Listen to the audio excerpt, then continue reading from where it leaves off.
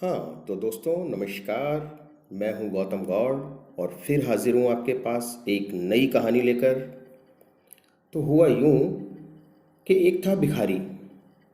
Rail सफ़र में भीख मांगने के दौरान एक सूट बूट पहने सेठ जी उसे दिखे। उसने सोचा कि यह व्यक्ति बहुत अमीर लगता है, इससे भीख मांगने पर मुझे ज़रूर अच्छे पैसे देगा। वह उस सेठ से भीख मांगने लगा। भिखारी को देखकर उस सेठ ने कहा, तुम हमेशा मांगते ही हो, क्या कभी किसी को कुछ देते भी हो? भिखारी बोला, साहब मैं तो भिखारी हूँ, हमेशा लोगों से मांगता ही रहता हूँ। मेरी इतनी औकात कहाँ कि किसी को कुछ दे सकूँ। सेठ जी बोले, जब किसी को कुछ दे नहीं सकते तो तुम्हें मांगने का भी कोई हक नहीं है। मैं एक व्यापारी हूँ और लेन देन में विश्वास करता हूँ। अगर तुम्हारे पास मुझे कुछ देने को नहीं है तो तुम मुझसे कुछ मत मांगो। जब तुम्हारे पास कुछ मुझे देने के लिए हो तो तुम मेरे पास आना। तभी स्टेशन आ गया और सेठ जी उस स्टेशन पर उतर गए और चले गए। इधर भिखारी सेठ जी की कही बात के बारे में सोचने लगा। सेठ के द्वारा कही गई बात उस भिखारी के दिल में उतर गई।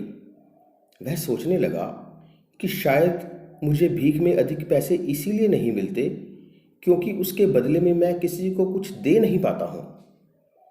लेकिन मैं तो भिखारी हूँ, किसी को कुछ देने के लायक भी नहीं हूँ।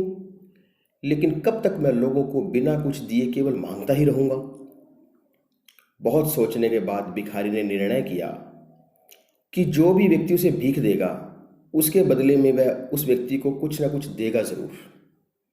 लेकिन अब उसके दिमाग में यह प्रश्न चल रहा था कि वह खुद भिखारी है, तो भीख के बदले में वह दूसरों को दे क्या सकता है।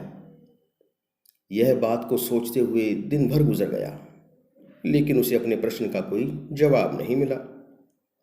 दूसरे दिन जब वह स्टेशन के पास बैठा हुआ था, तभी उसकी नज़र स्टेशन के पास उगे हुए कुछ फूलों पर पड़ी। उसने सोचा, क्यों ना मैं लोगों को भीख के बदले कुछ फूल दे दिया करूं। उसको अपना यह विचार अच्छा लगा और उसने वहां से कुछ फूल तोड़ लिए। वह ट्रेन में भीख मांगने पहुंचा। जब भी कोई उसे भीख देता तो उसके बदले में वह भीख देने वाले को कुछ फूल दे देता। उन फूलों को लोग खुश होकर अपने पास रख लेते थे। अब भिखारी रोज फूल तोड़ता और भीख के बदले में उन फूलों को लोगों में बांट देता। कुछ ही दिनों में उसने महसूस किया कि अब उसे बहुत अधिक लोग भीख देने लगे हैं। वह स्टेशन के पास लगे पौधों को पानी देने लगा, उनका ध्यान रखने लगा, उन पे लगने वाले फूलों को तोड़ लेता था। जब तक उसके पास फूल रहते थे तब तक उसे बहुत से लोग भीख देते थे। लेकिन जब फूल बांटते बांटते खत्म हो जाते थे तो उसे भीख भी नहीं मिलती थी। अब रोज ऐसा ही चलता रहा। एक दिन जब वह भीख मांग रहा था तो उसने देखा कि वही सेठ ट्रेन में बैठे हैं जिसकी वजह से उसे भीख के बदले फूल देने की प्रेरणा मिली थी। वह तुरंत उन सेठ जी के पास पहुंचा और भीख मांगते हुए बोला, सेठ जी, आज मेरे पास आपको देने के लिए कुछ फूल हैं। आप मुझे भीख दीजिए, बदले में मैं आपको फूल दूंगा। सेठ ने उसे भीख के रूप में कुछ पैसे दिए और भिखारी ने उसे फूल दे दिए। उस सेठ को यह बात बहुत पसंद आई। सेठ जी बोले, वाह क्या बात है, आज तुम भी मेरी तरह एक व्यापारी बन गए हो। इतना कहकर फूल लेकर सेठ जी स्टेशन पर उतर गए। लेकिन उस सेठ के द्वारा कही गई बात एक बार फिर उस भिखारी के दिल में उतर गई।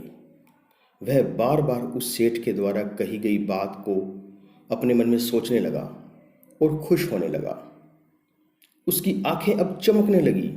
उसे लगने लगा कि अब उसके हाथ सफलता की वह चाबी लग गई है जिसके द्वारा वह अपने जीवन को बदल सकता है।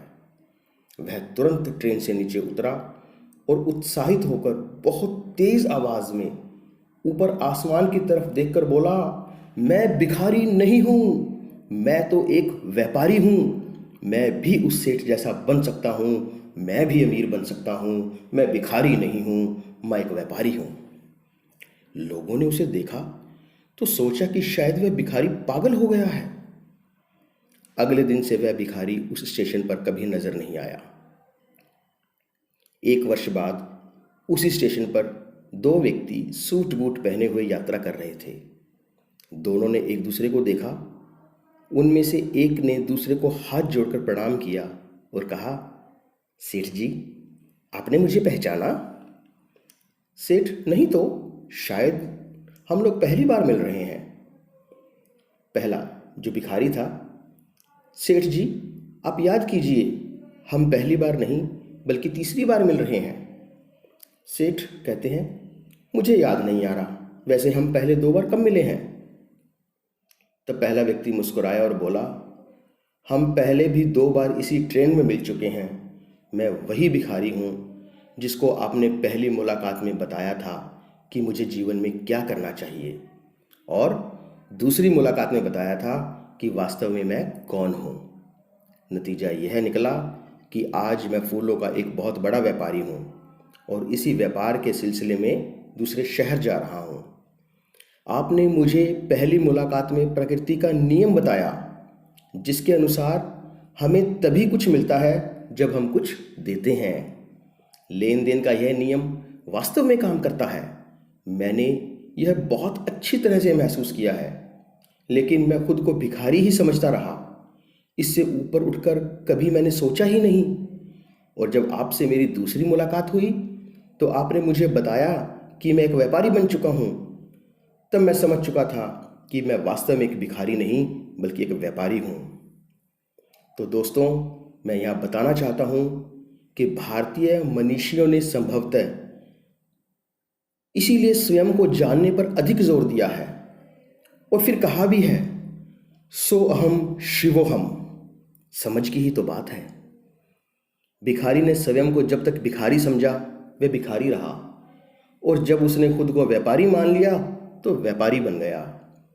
इसी प्रकार जिस दिन तक हम समझ लेंगे कि मैं जो हूँ हम वही रहेंगे, फिर जानने और समझने को रह ही क्या जाएगा। तो जो आप जैसा आप सोचते हैं वैसा ही आप बन जाते हैं। धन्यवाद, शुक्रिया, मेहरबानी, थैंक यू।